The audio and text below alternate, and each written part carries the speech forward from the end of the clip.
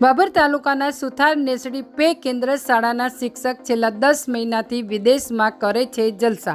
શાળાના આચાર્ય દ્વારા બાબર તાલુકા શિક્ષણ અધિકારીને લેખિતમાં જાણ કરાઈ। શિક્ષક એનઓસી વિના કપાત પગાર પર રજા ઉપર ઉતરી ગયેલ। બનાસકાંઠા જિલ્લાના શિક્ષકો વિદેશ ગયાના અહેવાલોને લઈને શિક્ષણ વિભાગ જાણે કે ઘોર નિંદ્રામાં હોય તેમ એક પછી એક વિદેશ ગયા હોવાની રાડબૂમ ઉઠવા પામી છે। શિક્ષકોના અહેવાલો આવી રહ્યા છે ત્યારે વધુ એક બાબર તાલુકાના સુથાર નેસડી પે સેન્ટર શાળામાં ફરજ બજાવતા શિક્ષક 10 મહિનાથી કપાત પગાર રજા મૂકી અમેરિકા ગયા હોવાના અહેવાલો મળી રહ્યા છે। ત્યારે બાબર તાલુકાના સુથાર નેસડી પે સેન્ટર શાળામાં ફરજ બજાવતા શિક્ષક પટેલ વિપુલભાઈ ઈશ્વરભાઈ જેઓનું વતન હીરપુરા તાલુકો વિજાપુર જિલ્લો મહેસાણા પોતાનું વતન છે। તેઓ છેલ્લા 7 વર્ષથી સુથાર નેસડી શાળામાં ફરજ બજાવતા હતા। જેઓ ધોરણ 6 થી 8માં ગણિત વિજ્ઞાનના શિક્ષક તરીકે ફરજ બજાવતા હતા, પરંતુ તારીખ 1/10/2023થી તેઓ એનઓસી વિના શાળાને જાણ કર્યા સિવાય કપાત પગારની રજા પર ઉતરી ગયેલ છે।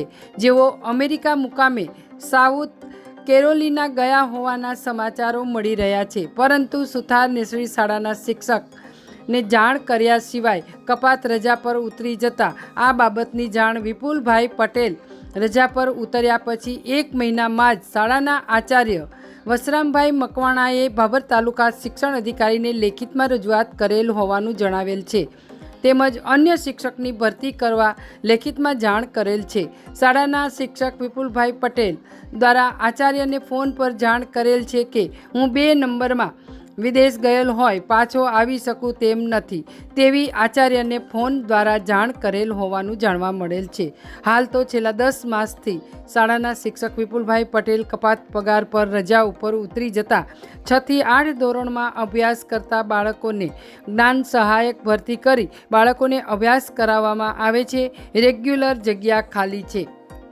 સુથાર નેસડી પ્રાથમિક શાળાના શિક્ષક શ્રી વિપુલભાઈ ઈશ્વરભાઈ પટેલ કે જેઓ છેલ્લા 8 માસથી એ શાળામાં સતત ગેરહાજર છે, તેઓશ્રીને તાલુકા કક્ષા દ્વારા એક વખત નોટિસ પણ આપવામાં આવેલ છે, તેમ છતાં એ નોટિસનો જવાબ તેમના દ્વારા આપવામાં આવેલ નથી।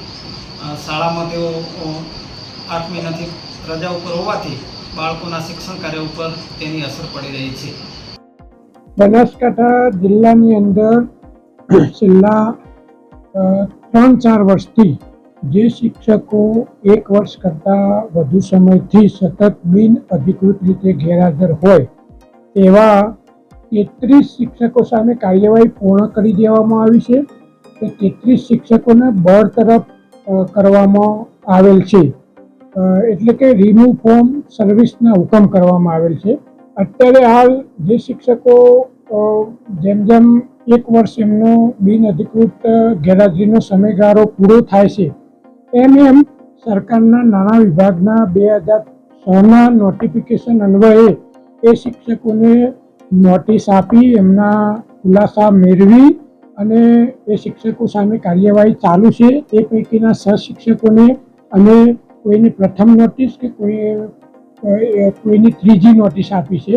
3જી નોટિસના અંતે એમના જવાબને આધારે એમની સામે પણ કાર્યવાહી ટૂંક સમયમાં પૂર્ણ કરવામાં આવે છે।